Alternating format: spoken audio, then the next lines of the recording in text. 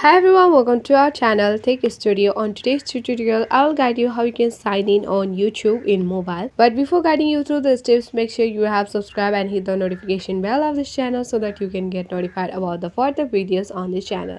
So without any further ado, let's get into the video. Firstly, you need to open the YouTube. And on the top right corner, you will see the profile of the YouTube. Tap on it and tap on the profile. On the top, you will see the plus icon. Tap on it and here you need to verify it's you.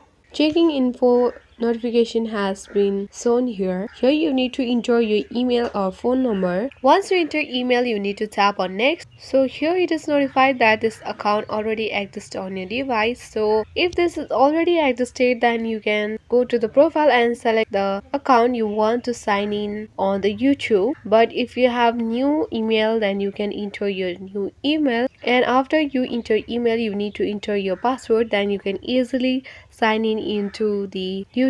For now, let's go back, select the channel of it. Here you can see that it's already been created, so tap on that channel and you can easily sign in on the YouTube. So here you can see the andreareal@gmail.com account has already been existed, so you can also easily sign in into the YouTube. So this is it guys.